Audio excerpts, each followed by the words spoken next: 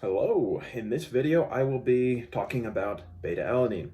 Like with all the other supplements, I'm going to cover first the physiology, its chemical involvement, how it functions in our body. Second, the research, what has been demonstrated to be the impact of beta-alanine supplementation.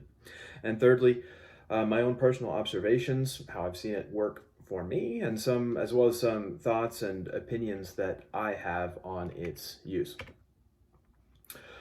All right, so physiologically, beta-alanine is involved in something that we call muscle buffering capacity.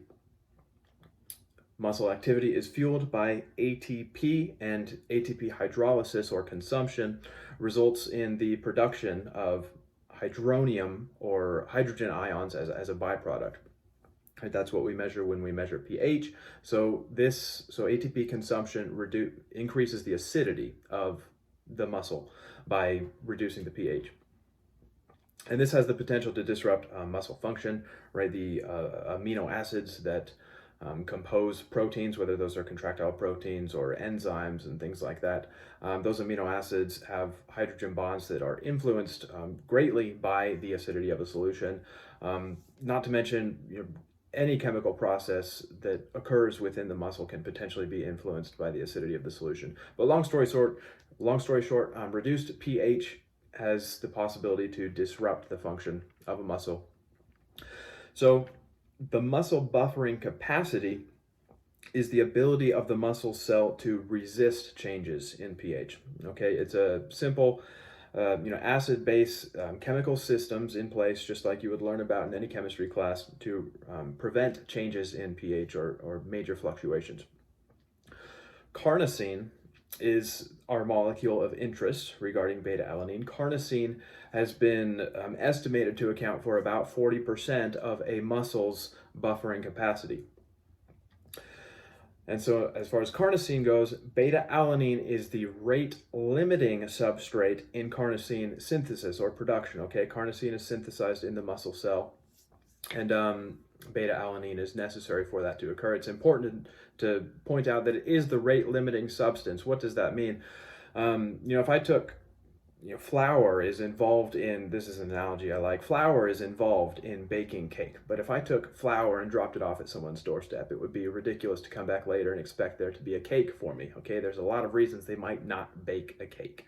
And that's the same thing that happens in a lot of supplementation. Something that kind of bothers me, people take vitamin B, okay, it's involved in energy production, so they expect more energy production. Not necessarily, okay? In this case, beta-alanine is the reason that more carnosine is not produced.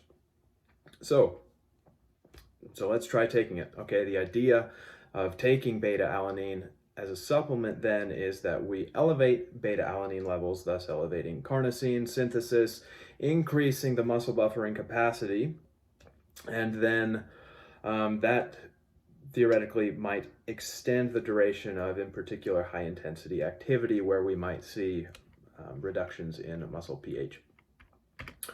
Okay, so what has the research shown about this?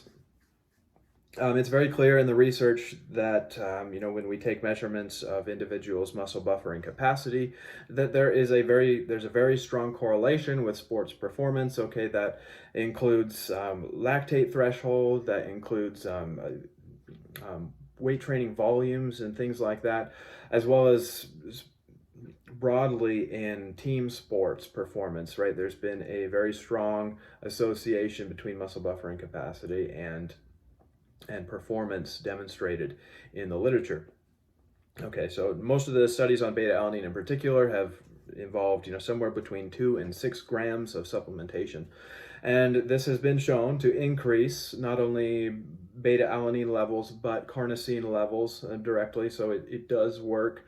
Just to sort of quantify that, this is just from one study, but I wanted to include this to give you an idea of the magnitude of response to certain doses. So this study, and I have the reference there, 3.2 grams daily for about 4 weeks, I think they did, increased muscle carnosine by 42.1%, and then 6.4 grams daily for 4 weeks increased muscle carnosine levels by 64.2%. Okay, those are really big numbers. Don't expect 64% improvement in performance. But I include that there to show you that, the first 3 grams are effective and the second 3 grams are also effective, but not as effective as the first 3 grams. Just to give you an idea of what doses are typically used and you might want to consider yourself. So performance improvements have been directly observed. I say greater than 60 seconds because that's what we typically see. Okay, if you're doing really short activity, like they're going to be fueled mostly by phosphagen systems. There's going to be other limiting factors than muscle acidity. But in a lot of activities exceeding 60 seconds in duration that are still relatively high intensity, there have been performance improvements noted. To quantify those, there was one meta-analysis I saw that they looked at a lot of different studies, and they determined that the mean performance improvement in relevant activities was it was about 2.4% or something. Okay, so if you're trying to run half a mile for time or something, and that's an event that might take you 2.5 minutes if you're good, but a 2% improvement in that is a couple seconds off. That's potentially very valuable. Research has also demonstrated that there is no effect on strength or longer duration aerobic performance. Okay. So it's important the physiological benefits are going to match the activity in which the particular physiological system is the limiting factor. Likewise, they've shown that there's no effect on muscle mass or body composition. Okay, that's really important. I know a lot of people, I like the gym. This channel's about the gym. I know a lot of people are taking beta-alanine in particular as a part of pre-workout supplements and trying to get gains. It's been shown not to occur. Not only has it not been demonstrated, but it's been specifically inspected and hasn't happened. Okay, but it does improve performance in appropriate venues. Adverse effects of beta-alanine. There's only one, paresthesia. Okay, and that's it's a scary word. What it means is it's like a prickling kind of itching sensation. I feel it mostly around my around my nose and the back of my ears, as well as in my lats. But you might feel it tends to be more centralized, I think, around kind of the central nervous system. But it's completely harmless. It can kind of bother some people, but there's nothing wrong with it. Other than that, like a lot of supplements, this is truly a supplement. It's something that's present already in meats that you eat in particular. So it's not a foreign substance to your body or anything, but with large acute doses that you might take as a supplement, paresthesia is very common. You should expect it. What's not demonstrated, or what hasn't really been investigated, is a saturation dose. Okay, I say most of the studies have involved doses between 2 and 6 grams daily, usually broken up into smaller increments. It doesn't matter what time of day you take it, but as far as if we took higher doses, what might happen? Could we expect even more improvement? We don't really know where the limit is. We don't really know if there's a certain dose. If you started taking 10, 20, 30 grams, how much might become dangerous or stop being beneficial. So I think that's important to note, right? But 2 to 6 grams is typically what's been studied and reported to be effective. As well as, I kind of mentioned, improvement performance less than 60 seconds. I say that's not demonstrated just to emphasize, I don't want you to be expecting benefits that aren't matched to the physiological function of beta-alanine. All right, so that's going to be, extremely high intensity, very short performance, power and strength outputs, things that are limited by other physiological factors. Okay, personal observation. Throughout my history of strength training in the gym and whatnot, I've taken between 0 and 3 grams per day daily, but that's been on and off, usually because I've never taken just beta-alanine for the sake of taking beta-alanine. I've taken pre-workout supplements that frequently include beta-alanine. As far as looking back, can I see any associations between my performance and that inclusion of beta-alanine? As far as weights go, no, certainly not.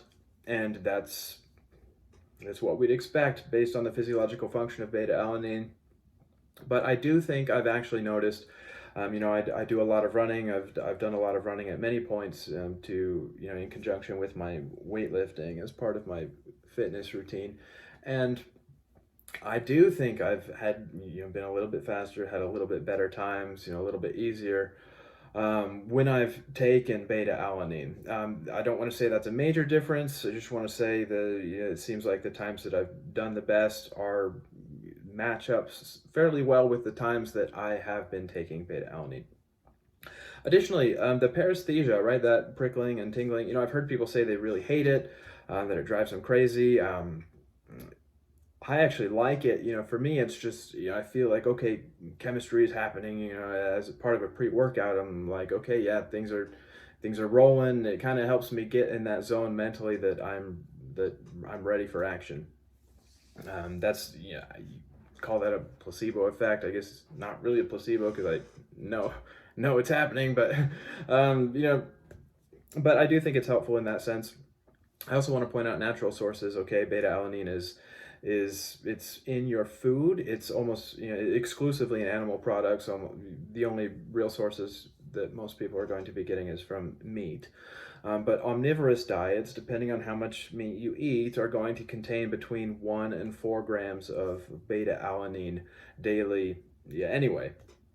So like with a lot of other supplements, if you're a vegetarian or something and your diet includes no beta alanine, you'd probably see much larger improvements or much greater results from supplementation with beta alanine, because your muscle carnosine levels are going to be very low if you aren't eating meat.